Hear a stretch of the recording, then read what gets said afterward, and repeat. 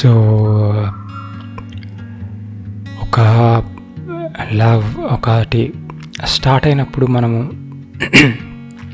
అంటే ఎవరైనా ఒక ఫ్రెండ్గానే స్టార్ట్ అవుతారు. తర్వాత if they like each other in more aspects, అంటే ఒక్కొక్కటి నచ్చుతుంటే వాళ్ళ గుణాలు, అట్లా రిలేషన్ అనేది స్టార్ట్ అవుతుంది. You all know that. అయితే ఇక్కడ ఫ్రెండ్గా ఉంటందుకు ప్రాబ్లం ఏం లేదు, బట్ ఒక రిలేషన్, ఒక లవ్ అనేది స్టార్ట్ అయ్యే ముందు ఖచ్చితంగా నేను ఎందుకు అంటున్నానంటే ఐ వాజ్ ఇంతకుముందు నేను కూడా అది ఇది ఏముంది ఎవడైతే ఏంది మనుషులంతా ఒకటే అట్లా ఇట్లా అని నేను అనుకునేటోడిని అనమాట. బట్ చాలా విషయాలు చూస్తుంటే నాకు ఒకటి అనిపిస్తుంది, before you start thing what ever, అప్పుడు కొంచెం థింక్ చేస్తే బాగుంటుంది కదా వెన్ యూ హ్యావ్ చాయిస్ అని. ఎందుకంటే ఇప్పుడు నేను ఇక్కడ దేని గురించి చెప్తున్నట్టే క్యాస్ట్ గురించి అనమాట మెయిన్గా. ఇప్పుడు క్యాస్ట్ అనేది ఏమవుతుంది అంటే, ఇప్పుడు వీళ్ళు ఎవరైతే ఏముంది కొంచెం క్రేజీగా అనిపిస్తుంది, ఈ క్యాస్టులు ఆ క్యాస్టులు ఏం చేసుకోరు, ఆ క్యాస్టులు ఈ క్యాస్ట్ ఏం చేసుకోరు చెప్తున్నా కదా. సమాజంలో ప్రతి ఒక్కరు కూడా క్యాస్ట్ బేస్ మీద చాలామంది ఉంటారు, మాట్లాడతారు. వాళ్ళకు అదేంటంటే ఇన్బిల్టీగా అది ఒక దరిద్రం కావచ్చు, అది అంటారు కదా కులగజ్జి అని. సో ఏదేమైనా మనిషి మైండ్లో నుండి అయితే పోదు, అది అర్థమవుతుందా, అదంతే అనమాట. కాబట్టి మనం కూడా దాని తగ్గట్టు బిహేవ్ చేస్తే బాగుంటుంది కదా కొంచెం అట్లా. ఇప్పుడు బిఫోర్ యూ స్టార్ట్ రిలేషన్, మీరు ఇన్ కేస్ చాయిస్ ఉంటే కొంచెం ఒకటే సెక్షన్ వాళ్ళను కొద్దిగా అంటే ఇక్కడ అంత ఈజీ ఏం కాదు. లైక్ ఒకటే సెక్షన్ అంటే ఒకటే క్యాస్ట్, ఒకటే సేమ్ ఉండి అన్ని క్వాలిటీస్ మ్యాచ్ కావడం ఇవన్నీ impossible. But you have choice. ఇప్పుడు ఏమవుతుందంటే కొన్ని అనవసరంగా ఇప్పుడు మనం ఒక రిలేషన్ మొత్తం డీప్ అయిపోయిన తర్వాత మళ్ళీ ఇక్కడ వాళ్ళ పేరెంట్స్ వీళ్ళ పేరెంట్స్ తెలిసి వాళ్ళంతా విడగొట్టడము, వీళ్ళ మైండ్స్ అంతా డిస్టర్బెన్స్, రేపు పెళ్ళిళ్ళు అయిపోయిన తర్వాత వచ్చిన ఇంకొక పార్ట్నర్ వాళ్ళకు ఈ గతం అంతా తెలవడము, వాళ్ళు వీళ్ళని టార్చర్ పెట్టడము, ఇట్స్ ఆల్ నాన్ సెన్స్ అనమాట.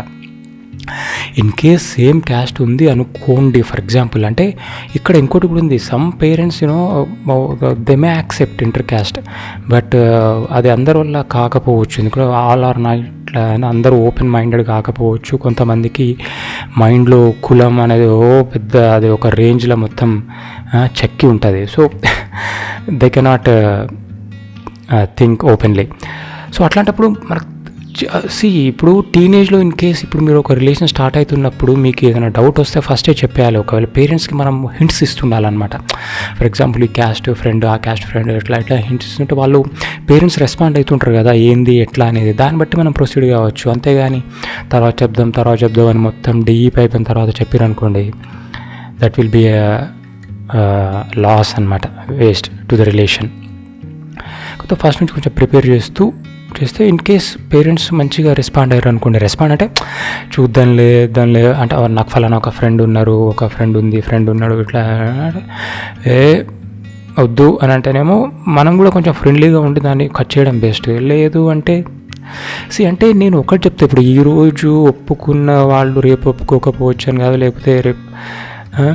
లేకుంటే ఈరోజు ఒప్పుకున్నా కూడా రేపు రిలేషన్స్ వాళ్ళందరూ చెప్పడం వల్ల ఏదైనా జరగవచ్చు. బట్ ఒక్కటి మనము కొంచెం మన సెన్సిటివ్, ఒక టీనేజ్ అంటే ఇప్పుడైతే చిన్న అంటే గోరుముద్దలు తినే ఏజ్ కాదు కదా, మినిమం ఒక సెన్స్ ఉంటుంది కదా, దాంతో మనము థింక్ చేయాలి.